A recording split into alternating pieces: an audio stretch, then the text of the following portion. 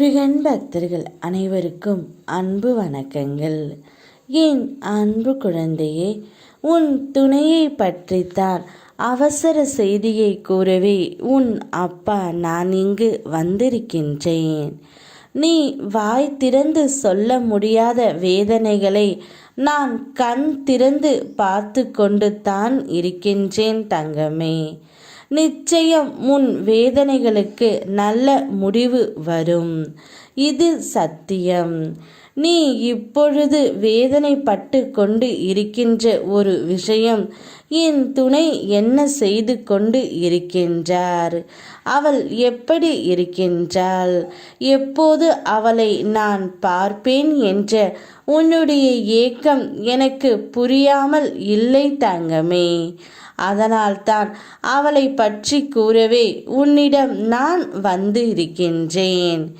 இங்கு நீ நினைக்கும் அளவுக்கு எதுவும் தவறாக போய் விடவில்லை.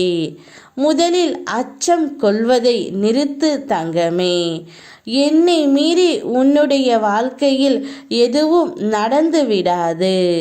நீ வீணாக கற்பனை செய்து கொண்டு இருக்கின்றாய். உன்னுடைய துணையும் உன்னை பற்றி ஞாபகம்தான் இருக்கின்றது.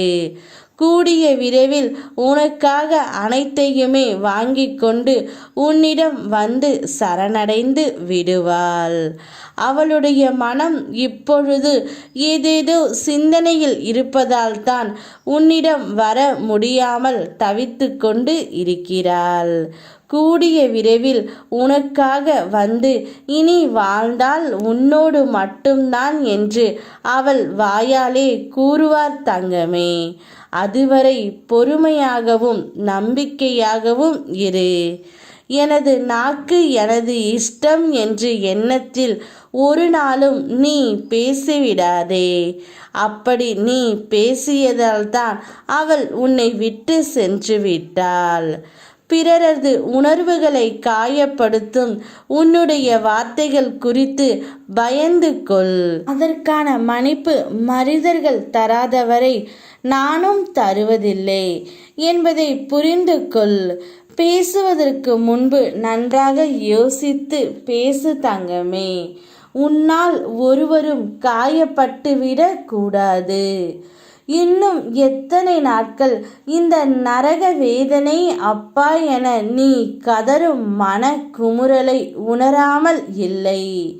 உன் கர்மா தீவிரத்தை குறைத்து விட்டேன். அது முடிய சிறிது காலமே உள்ளது. அதுவரை என் நாமத்தை உச்சரித்து கொண்டே இரு தங்கமே.